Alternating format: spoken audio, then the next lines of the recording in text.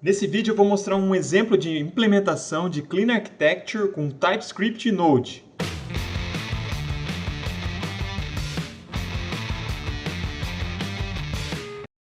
E aí galera, beleza? Meu nome é Otávio Lemos, sou mestre e doutor pela USP, tenho pós-doutorado na Universidade da Califórnia em Irvine e há 10 anos sou professor aqui na Federal de São Paulo. Há um mês, pessoal, eu fiz um vídeo aqui mostrando a Clean Architecture, explicando, dando uma introdução à Clean Architecture. Eu estou até lendo o livro aqui, se vocês derem uma olhadinha, já estou aqui com 80% do livro lido, certo? E esse livro, pessoal, é uma pérola, tá? Qualquer desenvolvedor tem que ler esse livro. Eu estou lendo o livro usando aquela técnica de 10 minutos por dia. Se você ver também, tem um livro clássico aqui, Crime e Castigo, que eu já estou com 40 e tantos por cento de leitura. Então, se você não viu também o vídeo do desafio da leitura, veja aqui, tá? Para você fazer esse desafio, principalmente nessa quarentena. Então, como eu estava dizendo, esse livro Clean Architecture é uma pérola. Você tem que ler esse livro como desenvolvedor. Eu estou aqui nos 20% finais do livro, ele faz um histórico da carreira dele. Então ele deve ter uns 30, 40 anos de carreira.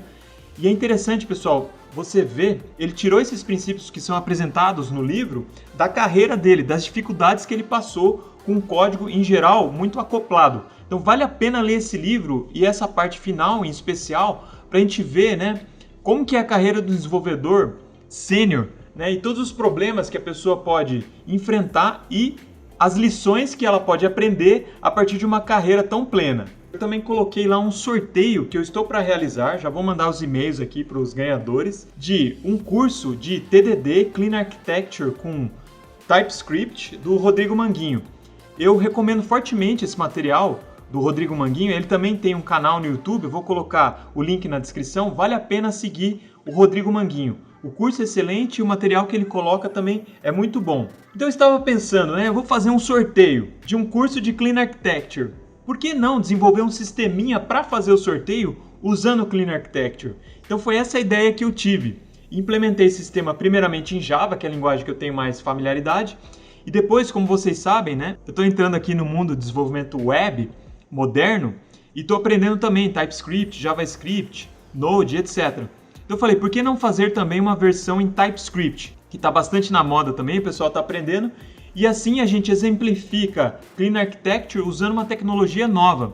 Então foi essa a ideia que eu tive, implementei e vou mostrar aqui para vocês. Porque como disse lá o Linus Torvalds, o desenvolvedor do Linux, talk is cheap, show me the code. Ou seja, conversa é barata, mostre-me o código. Então vamos lá, vou mostrar o código desse exemplinho para vocês para ficar claro como que fica uma implementação usando a Clean Architecture. Vou mostrar rapidamente aqui para vocês entenderem mais ou menos uma aplicação implementada usando a Clean Architecture. Então a primeira camada lá, mais interna, pessoal, vocês lembram que é a camada de domínio ou entidades. Então essa camada contém as regras de negócio mais abstratas do seu sistema, tá? No caso aqui do sorteio, essa camada ela é bem simples. Ela possui aqui na minha implementação duas classes. A classe Participant, que é o participante, é o possível participante do sorteio, e a classe Giveaway. Tá? A classe Giveaway, que eu vou abrir aqui para vocês, ela contém então o sorteio. Tá? Um sorteio, então, ele contém o quê? Um score mínimo. Então, para o participante participar do sorteio, ele tem que ter um score mínimo que ele fez no questionário lá. Então esse min score, é esse atributo, e depois ele tem a lista de participantes. Eu tenho um construtor aqui que recebe esse score mínimo, tá, para o participante poder participar, e eu tenho um método para adicionar um participante e para escolher um participante aleatório, tá, dos participantes que estão dentro do sorteio. Dá para perceber que existem algumas regras de negócio bem básicas, tá? Elas estão implementadas aqui nessa camada, tá? Essas são as regras de negócio de domínio, certo? Então, vocês podem ver que nessa camada de domínio não há nenhuma dependência com coisas de fora, tá? Apenas entre elas. Então, a classe Giveaway, por exemplo, ela depende de participante, porque ela tem como atributo um conjunto, uma lista ou um array de participantes. Participante não depende de nada, tá? Ele só tem aqui esses três atributos, que é o nome, o e-mail e o score que o participante tirou no questionário. Então vamos caminhar nas camadas aqui. A próxima camada é a camada de caso de uso. Então uma coisa interessante da arquitetura limpa é que se você olhar para a camada de caso de uso, você sabe para que serve aquela aplicação, tá? No meu caso, eu criei aqui 3 casos de uso, tá? Um, que é o Create Giveaway, que é para criar um sorteio, tá? Esse Create Giveaway recebe um score mínimo para dizer qual que é o score mínimo daquele sorteio. Depois eu tenho um outro caso de uso, que é Add Participant to Giveaway, que é adicionar um participante ao sorteio, tá? Então aqui, obviamente, ele vai respeitar as regras de negócio do domínio, porque ele vai manipular os objetos do domínio, tá? Tanto giveaway quanto participant. Então existe dependência do caso de uso para a classe de domínio, para as classes de domínio e não o contrário, tá? E também a gente tem um último caso de uso que é o Draw Winners, que vai escolher, né, X ganhadores do sorteio. Então esse cara aqui que vai fazer realmente o sorteio. Então essa camada de caso de uso ela não depende também de nada de tecnologia, tá? Se eu olhar aqui, por exemplo, o caso de uso Add Participant to Giveaway, vocês podem ver que ele só vai depender, tá, de coisas ou de caso de uso, da camada de caso de uso, ou da camada de domínio. Nada de coisas de fora dessas camadas. Talvez uma das partes mais interessantes aqui para vocês entenderem a arquitetura limpa é o seguinte. O caso de uso Add Participants to Giveaway, ele vai ter que adicionar participantes de um repositório, certo? Esse repositório, no caso, pode ser um banco de dados, pode ser um CSV, pode ser um flat file, tá? Então, para o caso de uso, não importa qual é a implementação do repositório. Então, como que eu fiz a implementação disso? O Add Participant to Giveaway, ele tem um atributo que é o repositório, certo? Do qual eu vou extrair os participantes. Esse repositório, então, na verdade, é do tipo Participant Repository, que é uma interface. Então, repara, eu não estou falando que esse cara aqui vai... Eu não estou fazendo dependência desse cara aqui com um banco de dados específico, e nem com um tipo de armazenamento, específico. Ele está atrelado a uma interface, tá? Deixa eu abrir a interface aqui para vocês.